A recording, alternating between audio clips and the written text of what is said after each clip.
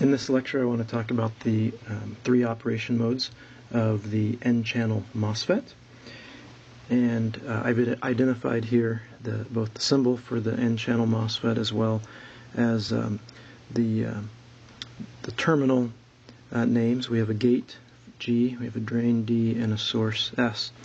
And we actually have a fourth connection called the bulk or the substrate, which is the arrow in the center of the symbol. And once it is tied to either the top, what we now have labeled as source or drain, it then tying the bulk to one of those legs then identifies that leg as the source. So before that happens, the device is actually symmetric, and so you could actually configure it so that what we are saying is the drain here is actually the source, or vice versa. I'm also going to label the current IDS. Okay, that's the current flowing down from the drain to the source.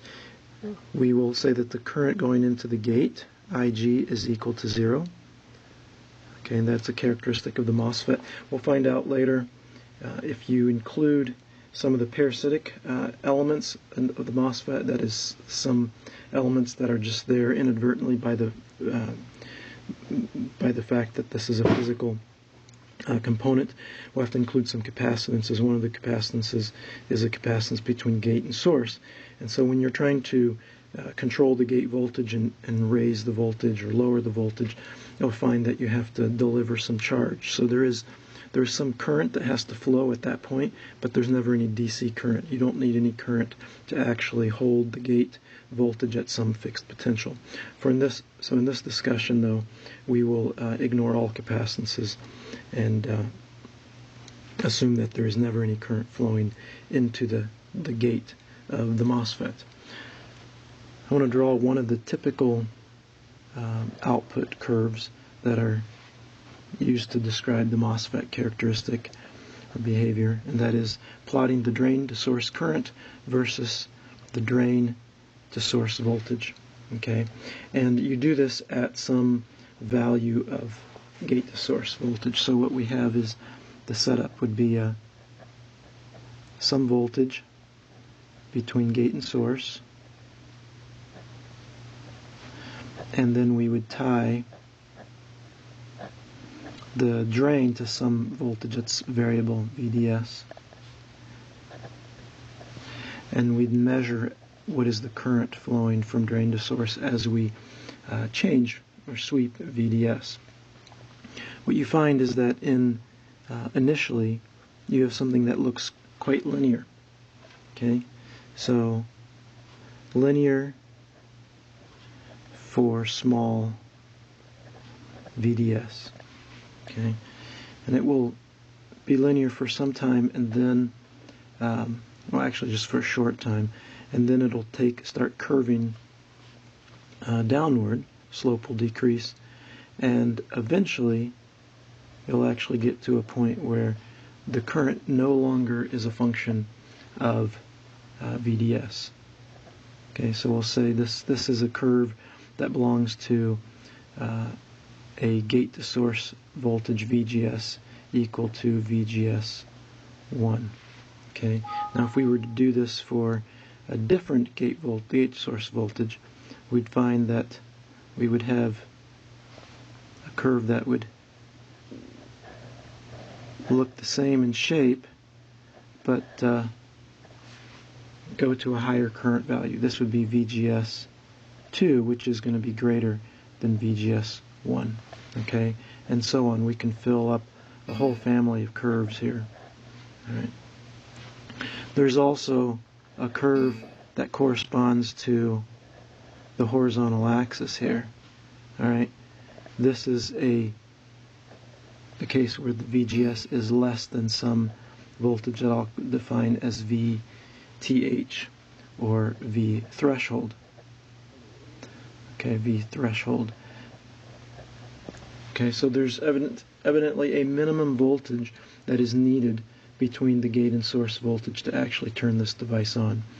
The analogy that you might think of for a transistor in the fluid domain is a faucet, right, or a valve, where you can You can turn a knob, that's like applying a voltage to the gate, and you can control the flow through the channel. Okay, in this case, a drain to source channel. Now, the water valve would have this. The characteristic it would have if you were plotting, water flow versus the applied pressure across the valve, is you'd have an initial region that would look somewhat linear, like we have on this curve, and then it would take a turn as well. It would cease to be linear, but it would never flatten out like this. It would actually it would always be increasing in water flow as a function of increasing pressure drop across the valve, but it would never flatten out. So there's something that's different, or there's a point where our analogy breaks down. So I want to identify some of the regions of operation that we have, that we see here in this VI, or this output characteristic curve. I'm drawing this dotted line, which is really a boundary, okay, a boundary between two regions. To the left of this boundary is called the Triode Region. Triode Region. And to the right, we call the Saturation Region. I'll call it Sat Region. Okay, Saturation Region. And then this area, or set of curves where VGS is less than the threshold, we're going to call the Cutoff Region. Okay, so those are the three regions of operation. Now we can take another look, another view of our output characteristic. If we plot, instead of the current versus drain to source voltage, we plot current versus gate to source voltage at a constant VDS. Okay, so the first curve that I drew there, or plot, is at different constant VGSs. Here we're going to do constant VDS. So it's analogous to if you took a vertical line here and said this is going to be at some VDS1, okay, and you'd have several points we could plot. I'm going to draw these points here. What we'd find is that we'd have a number of points. These 3 points I'm drawing here all correspond to curves in the first plot that are lying on the horizontal axis. Okay, and we'll have, let me label this point right here as V threshold. So I said that the transistor will not conduct any current when its gate to source voltage is below this threshold voltage, VTH. So we'll label that here. And then let me add the data point for when VGS is equal to VGS1. So that would be maybe right here, VGS1, and maybe VGS2 is right here, VGS2, and then we have this VGS3. Okay, if we say this is VGS3, right? And what this traces out is a curve that basically follows a square law. Okay, and this curve is occurring in the saturation mode because we are fixing VDS, and we are to the right of this dotted boundary line that distinguishes the triode from the saturation region. We are in the saturation mode, so I'll just write this as a saturation mode curve. Okay. Now, if you were to go to a large enough gate to source voltage, it's possible that the drain to source current would go so high that eventually you would cross that dividing boundary between the saturation and triode region. But we're not going to do that here. So what I want to do now is give some formulas that will describe the current voltage relationship for the transistor in these three regions. Well, first I want to define the boundary for the triode and saturation regions. So if VDS is greater than the gate to source voltage minus the threshold voltage. Okay, so let's say that the threshold voltage, well, we'll work some numbers afterwards. If VDS is greater than VGS minus the V threshold, then we're in saturation. Okay, so it's actually the drain to source. The real controller is the VDG. VDG has to be greater than, let's see, has to be greater than minus threshold. Otherwise put, I'd rather write it as VGD. The gate to drain voltage has to be less than the threshold voltage. Okay, that's the real controlling thing. All right. So think of how I said that for the channel to conduct at all, for the MOSFET to conduct any current, the gate to source voltage has to be greater than some threshold voltage. Well, here we're saying that in order to be in saturation mode, the gate to drain voltage has to be less than that threshold. I really have two conditions I should clarify. Saturation mode requires two conditions. Say one is that VGS is greater than V threshold. Okay, I did this out of order. I should have first described the cutoff region. So, well, we'll keep going this way. So, saturation mode requires that VGS is greater than the threshold. So that kind of means you have to turn your valve knob a minimum amount in order to allow any water to flow. And secondly, there's this restriction on the voltage between drain and source relative to the gate to source.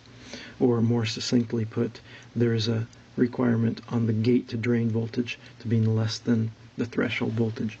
Now, if we have VGS greater than V threshold, but now we have VDS is less than VGS minus V threshold, or in other words, VGD is greater than V threshold, right? Then this is the triode region.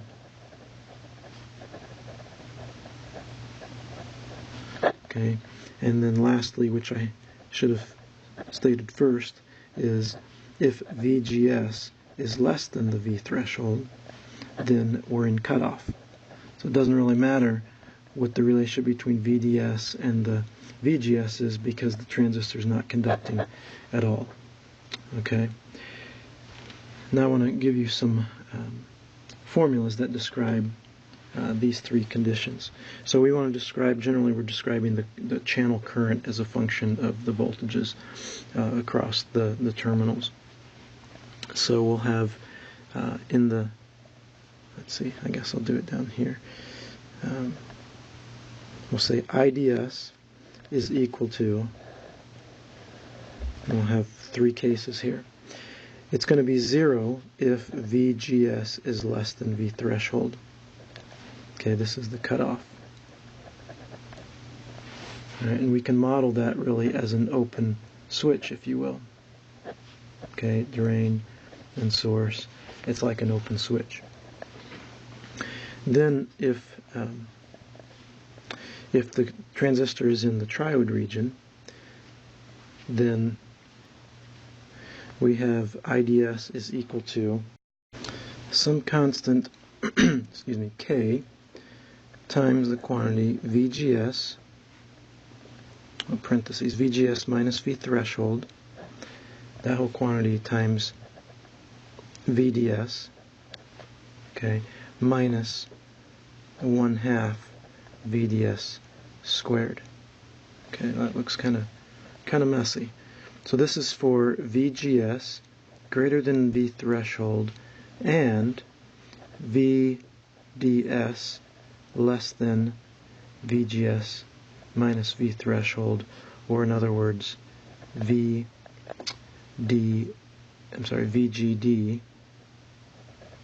greater than V threshold. Okay, so in other words, triode region, this is going to be triode. Triode region is where the voltage between the gate and the source is greater than the threshold, and the voltage between the gate and the drain is greater than the threshold. Okay, and we can draw a circuit model for that. I'll draw that separately because I don't have room over here, but I'll come back and draw a circuit model for that. So then lastly we have the saturation region, which is K, the same constant K over 2 times VGS minus V threshold quantity squared. Right? And this is for VGS greater than V threshold, and VDS is greater than VGS minus V threshold, or in other words, VGD is less than V threshold. Okay, this is the saturation region.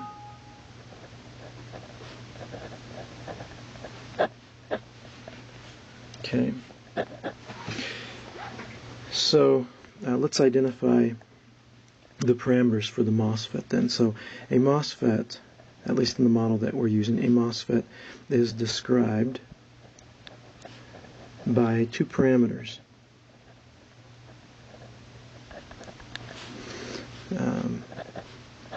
The threshold voltage,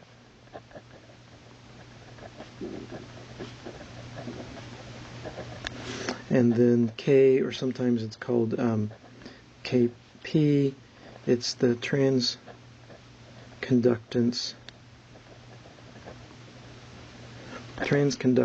coefficient. Okay. Notice the units for K are going to be, if you look in the second, or the saturation equation, you have IDS, which is amps, is equal to K over 2 times volts squared. So K is going to have units of amps per volt squared. Okay, amps per volt squared. Now let's look at a couple circuit models for these three operation modes. Okay, so some circuit models.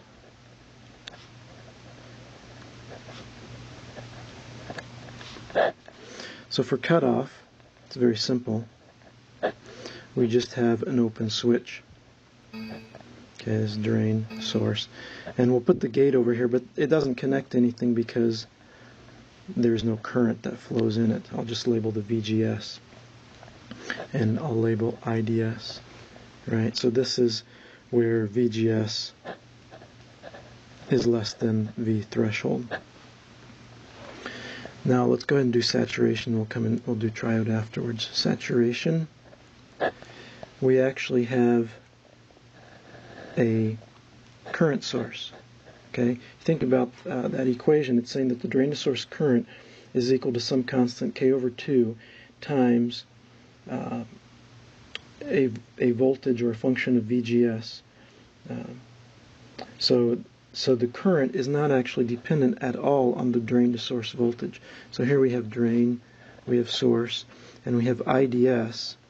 Okay, it's equal to K over 2 VGS minus V threshold squared, and this is for the case where VGS is going to be greater than V threshold, and where VGD is less than V threshold. Okay. And again, we can draw the gate over here, but there's no current, and we can label the VGS. That's the controlling parameter. So in this case, what we have in saturation mode is the transistor behaves like a current source. So I should call it a current sink. So unlike an ideal current source that we might, have in a given theoretical problem in a initial network analysis problem from a textbook, this current source can't actually deliver any power. All right. Notice that saturation mode is valid only when the gate to source voltage is gate to drain voltage, is less than V threshold. Otherwise put, VDS, right here, VDS has to be greater than VGS minus V threshold. So in other words, VDS is positive, right? So if VDS is positive, the voltage from the drain to source is positive, and you have current flowing in that same direction from the positive to the negative, then this source is actually absorbing power. So this is a controlled current source that always and only absorbs power. It never delivers power. All right. So sometimes we talk about it as a current sink, but it behaves like a current source, except that it never delivers power. It always accepts or dissipates power only. But again, the powerful thing with this transistor in the saturation mode is that you can use the transistor as a controlled voltage, a controlled current source. And the reason that we talk about K as being a transconductance coefficient is that what we find is what's happening here is that we can control one voltage at one point in the circuit, and we get a response of current in a different part of the circuit. So if you can write some expression that says current is equal to some quantity times voltage, okay, that quantity would be conductance, right? That's Ohm's law, but for conductance. Well, here we have some current is equal to some constant times a voltage term, albeit it's a voltage squared term, okay? But that leads to the idea that K is a conductance term, and the reason it's called transconductance is because the current at one point in the circuit is actually affected by, or enhanced, if you will, by the voltage in a different part of the circuit. So it's not just conductance, it's transconductance. So that's why we call it transconductance coefficient. Lastly, we have the triode region. Okay, and usually triode region we don't so often see a circuit symbol for it or circuit schematic, but I'm going to draw one anyway. I think it's useful. So notice that we have two terms here for the triode. We have a term that is dependent on, so IDS is dependent on VDS. All right, so let me draw a symbol for that. Now, if we have a current that is going to be K, or it's a current that is dependent on the voltage across the branch that is carrying that current, then we really have a resistance. Okay, and so I'm going to draw a resistor, and I'm going to put the value, the actual resistance is 1 over K times VGS minus V threshold. Okay, that would be the resistance value. This is VDS right here. Okay, so think about that. The current is going to be VDS divided by this 1 over term. In other words, the current is going to be VDS times K times quantity VGS minus V threshold. Now this is a weird resistor, right? This resistance doesn't have a constant value. It's actually a programmable resistance. If you change the gate to source voltage, you can control the resistance or the conductivity. But that's actually what the equation tells us is going on. So that's the first term. The second term is basically a current that is nonlinear related to VDS. It's a square law. So in this case, I'm going to draw, I can't draw a resistor, but I could draw a current source. Okay, and this current is, since it's a minus, it's a current that is flowing from drain to source. Okay, and it has a value of K over 2 VDS squared. Now I could have had the current pointing down and then just putting the negative in front of the K over 2. All right, so that is a model that we could use for our triode region. It gives some insight into what is going on if, for instance, if VDS is very small, then the VDS squared term, which is what's controlling that nonlinear current source, will actually be negligible. And so for very small RDS, we can actually treat the triode model as just being a programmable resistance. Okay, and that can be useful in some applications. For instance, if you can say that the current through the channel is proportional to the drain to source voltage times VGS minus V threshold, then notice that you actually have in there a product of gate to source voltage and drain to source voltage. Okay, and so people have used MOSFETs in the triode region to actually implement or to assist in implementing an analog multiplier, right? A circuit that actually can take two voltages and multiply them together. The two voltages here being VGS and VDS. Now there's an offset term. It's VGS times VDS minus V threshold times VDS, but there are ways of being able to subtract that out so that you have actually a product function. So let me put the conditions here. This is for VGS is greater than V threshold, and VGD now is greater than V threshold. Right, those are the conditions for that. And I didn't draw the gate, but again, the gate is doing the same thing in every case. We just have VGS, and there's no current flowing into the gate. Okay, so those are our three circuit models for our three transistor operation modes. Now let's look a little bit further at the triode region. I want to write out the equation again for the drain to source current. We have IDS is equal to K times VGS minus V threshold times VDS. Okay, and then minus K over 2 VDS squared. If VDS is small, we can have IDS is approximately K VGS minus V threshold times VDS. Okay, and then we have to compare these terms. We would say, I'll just say if VDS is small, so that's just a qualitative statement. But we can compare these two terms and determine what the requirements for that is. Let me pause and do that. Okay, so I'm going to do that after all. So what we would have is, we're looking for when VGS minus V threshold times VDS is much, much greater than 1/2 VDS times VDS.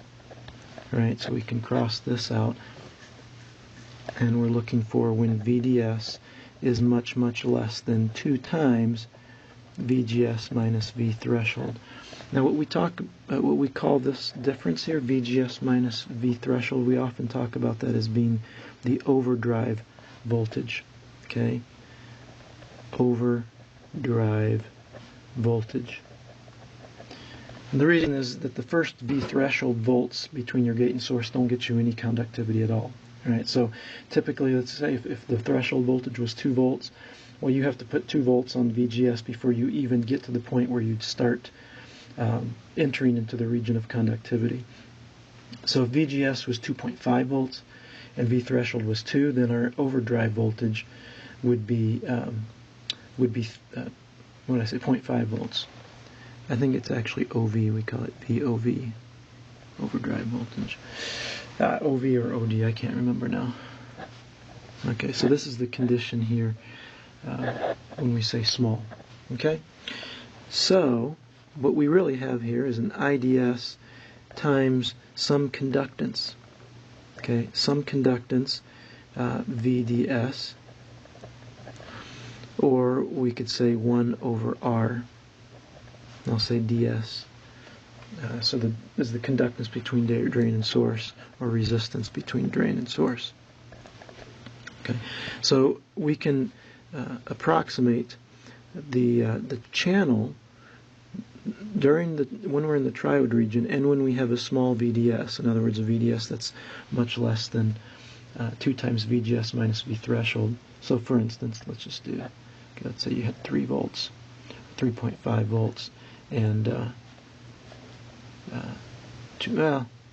so you might be driving, we might be driving the gate to source with 5 volts. So let's try 5 volts minus 2 volts, and so that would be 6 volts, right?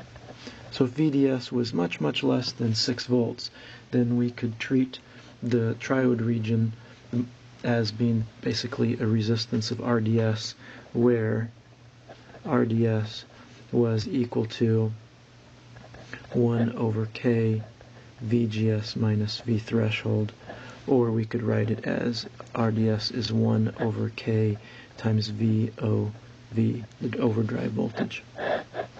Okay, and VOV is equal to VGS minus V threshold.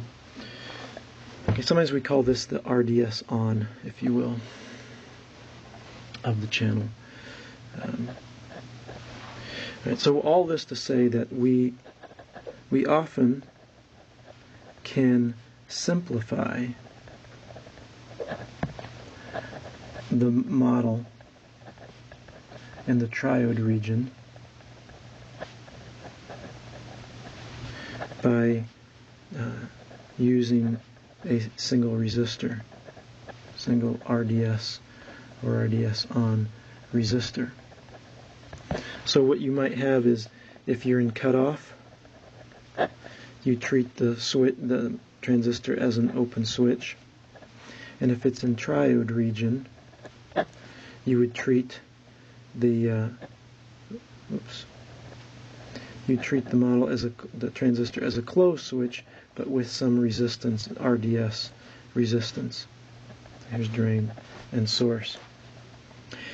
And according to the model here, it appears that as you drive the gate to source higher and higher, to larger and larger voltages, you will continue to increase the conductivity and therefore reduce the resistance of the channel. And that's true initially, but there is some limit to how low that resistance will go. So at some point, it doesn't matter any longer how large of a gate to source voltage you apply, you will not see a decrease in the channel resistance.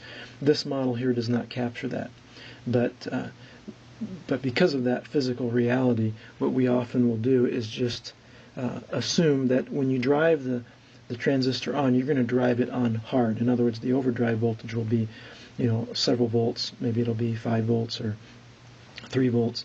And so at that point, we assume that we're at the lowest resistance that we'll ever see for the channel.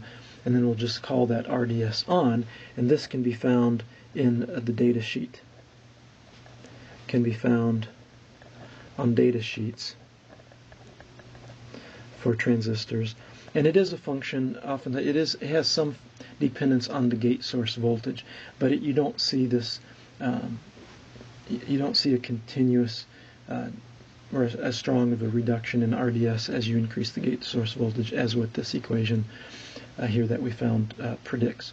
But the nice thing about being able to replace the model in the triode region with a switch, closed switch, and a resistor is that now you have a very simple model to use.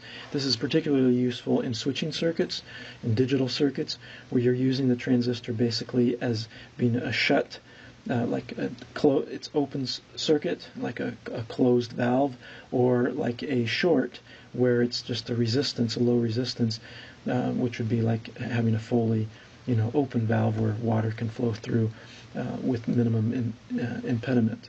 So that makes the analysis of digital or switching circuits using MOSFETs a lot simpler.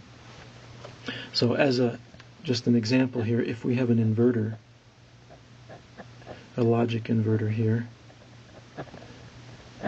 and I have 5 volts, and let's say we have 1,000 ohms here, and we have an output voltage VO and an input voltage VI, and let's say that V threshold is equal to 2 volts. Well, it doesn't really matter. What I'm going to just state is that, let's say that from the data sheet we see that the RDS on is equal to 100 ohms. Okay, then if we apply just some switching signals like 0 to 5 volts to the input, then the voltage is going to be is going to go from 5 volts down to some minimum voltage and back up, back and forth like that. All right, and when the input voltage is at 0 volts, that's below the threshold voltage, so the transistor is off. So you have no current flowing through the transistor, and therefore no current flowing through your 1 kilo ohm resistor, and therefore no voltage drop. So when the transistor is off, the output is actually up at 5 volts. All right, and when the transistor is on, all you have is RDS on. You have a voltage divider, basically. Call this R1 here. 5 volts, 1K, and 100 ohms. And this is grounded, and now you'd have VO is equal to 100 ohms over 1,000 plus 100, or 1,100 ohms times 5 volts. So that would be about 0.45 volts, okay? 0.45 volts. So that's pretty simple to analyze circuits when you can treat transistor circuits when you can treat the transistor as being an open switch or an RDS on resistance. Okay. Now let's take a little closer look at this inverter example here as a way of studying the saturation region a little more, and exploring the boundary between the saturation and the triode region. So we'll say saturation, triode, boundary, and saturation region. Okay, so we'll look at that. So now what we want to do is take the same inverter, okay, but what I'm going to apply is a voltage V in, which is VGS, right? And we're going to, let's say we sweep it up and down. We have VDD equal to 5 volts. We have R1 equal to 1 kilo ohm. All right, and then let's say we would have a threshold voltage is equal to 2 volts. We'll say the input voltage goes from 0 volts to 5 volts and back down. We'll have to give a transconductance coefficient. Let's say that was 0.05 amps per volt squared. Okay. And this is going to be VO or VDS, right? Those are the same. Now, what I would like to do is plot a V out versus V in to see this transition the transition from or the transfer characteristic between the input and the output. So let me redraw this circuit first in an equivalent way, but it looks a little bit different. I'll put VDD as a voltage source. Then we'll go through R1, which is the 1K. Okay, and now we're going to connect our transistor at this point here between the drain, of course, between that resistor R1 and ground. Okay.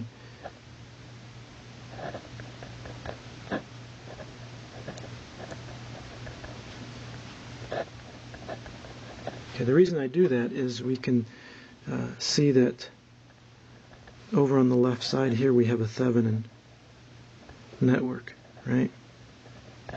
So we can draw a load line.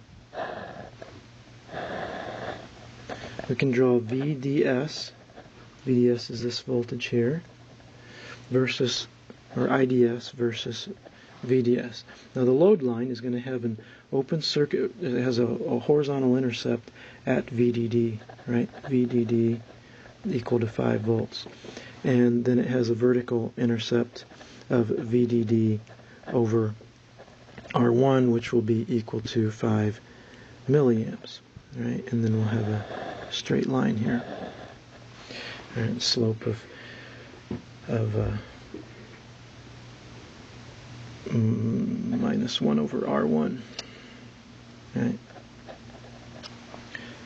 Notice that this curve, IDS versus VDS, is the same curve, or the same axes that we used when we first drew the output curves for our transistor. So we had, let me draw a couple of these curves here.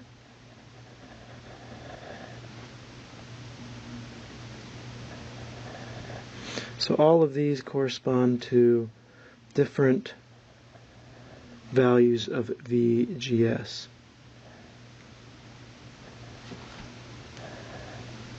Okay, so VGS1, VGS2, VGS3, VGS4.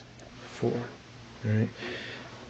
So this is back to kind of how the graphical solution to a circuit that has a nonlinear device like a diode in it. Right. We did something similar to this, except we didn't.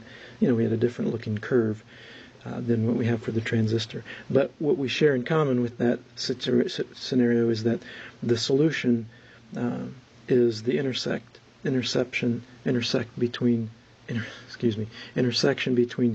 the load line and the VI curve of the device that we attach to the Thevenin network. And so depending on what the value of VGS is, we will have an intersection that will occur at points here along the load line, right? These occur along the load line. And what we note is that for small VGS, the operation of the transistor is in the saturation region. Right? So when we're in this, to the right of this dotted line, we're in the saturation region. And to the left here, we are in the triode. So as we increase VGS, the voltage driving the gate, the voltage at the input of our inverter circuit, the voltage at the output, which is VDS, goes from 5 volts down to lower voltages, right? But when it crosses this dotted line here, which I have yet to define quantitatively, then we move into the triode region. So what we can do is when we first start analyzing this circuit, we can treat the transistor as being in the saturation region. All right, and then we have to be careful about when does the transistor cease to be in the saturation region. So let me redraw this circuit now using this saturation model. I have R1 IDS, and then this is going to be K over 2 VGS minus V threshold quantity squared. This is VDD. Okay. And I can actually write the voltage across here is VDS equal to VO. We can write so this is in saturation mode. In saturation. Okay, we can write an expression for VO. VO at this point is going to be equal to VDD minus R1 times IDS, right? But IDS is K over 2 VGS minus V threshold quantity squared. So you can see this is a square law expression. We can plot this. Actually plot Vn or VGS on the horizontal and VO or VDS on the vertical. What we'll have is it'll start out here up at VDD. Right, I should say this output, this expression for VO is valid for VGS greater than V threshold, right, saturation region, and VDS is greater than VGS minus V threshold, or VGD is less than V threshold. So we'll start out at VDD, and that'll remain at VDD, the output will remain at VDD until the input gets to the threshold voltage. And from then on, we're going to have a V out that's described by the equation we just wrote here. So it's VDD minus R1 times this square law, all right? And it's going to look like basically it'll come down, and of course it keep going, but that the equation says it keeps going, but we know it doesn't keep going because eventually VDS is going to become too small. Okay, so somewhere here, we're not sure where that is, but somewhere it leaves saturation region. But the main thing is that this is a square law. This is described by that equation. And so the further that you go to the right on the curve, the steeper the slope becomes. Now if we identify some points along the way here, we could say this is, back to our other curve, we could say this is point 1, this is point 2, this is 3, and this is 4. All right, and maybe we'll say back here, this is 0. So on our output transfer characteristic, okay, we'll say this is our output. Oh no, it's not output, it's called DC transfer characteristic. That's the name that's used for this characteristic. DC transfer characteristic curve or plot. Okay, the VO versus VN. What do you get at the output as a function of what you put in? So in this region here, this would be point 0, anywhere, any of the VGSs that lead to being in the cutoff region of the transistor. Point 1 is going to be maybe somewhere around here. Okay. Point 2 is maybe right here. All right. Point 3, looks like we're about halfway between 0 and VDD. So we'll put it somewhere around here. Okay. And then point 4 is, notice it's in the triode region, and so it's not going to be on this saturation curve. So I'm just going to draw a dotted line to show that what will eventually happen is this will tend towards 0 as we go to higher VGS. And of course we're only going to go up to VDD because our input is a triangle away from 0 to 5 volts. So maybe point 4 is somewhere down along, maybe down here. Okay? And we haven't described that yet. We haven't used the triode equation. In fact, I don't plan on using the triode equation to describe in detail what's going on down there at this point. I want to focus more on what occurs in the transition region here, which is described by the saturation equation. You can plot this, the boundary equation for determining when we're in saturation and when we're in triode is the equation that VDS is equal to VGS minus V threshold. Okay, or in other words, in our case, it's VO is equal to VN minus V threshold. So that line, that's a line with slope 1, crossing the x-axis at Vn equal to V threshold. So this line here, let me draw it, write it out, it's going to be equal to Vn minus V threshold. And at the point that our output curve dips below that level is where we actually transition from the saturation to the triode region. So at least we can identify where on this curve the saturation equation is no longer valid. Although we can't, at this point, we haven't done the work to describe quantitatively what happens to the right of that boundary, right? What happens in the triode region. We just know it tends towards 0. Okay, the last thing I want to do is identify this, or say a little more about this dotted line that divides the triode and saturation region. So if we go back to the triode, well, we can either use the triode equation or we actually can just use the saturation equation. So since we've been working with the saturation equation, we'll just use that. So this line is the case where IDS is equal to K over 2 times VGS minus V threshold. But, okay, VGS, I'll go ahead and write that out.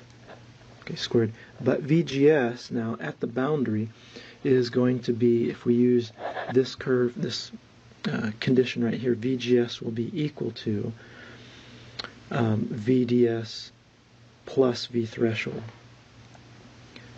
equal to VDS plus V threshold, okay, at the boundary. And what that turns out this equation turns out to be is just IDS is equal to K over 2 times VDS squared. Okay. So there's the equation for that line, that boundary line that separates the triode and the saturation region. Okay, I think I will stop at this point and probably have another lecture describing using this inverter as an amplifier, which is something else that we can do with this transistor. So we can use a transistor as a switch to implement like a logic or switching function. We can also use the transistor in its saturation region when it's operating as a controlled current source to implement an analog amplifying circuit, okay, a circuit that will amplify a voltage signal, for instance.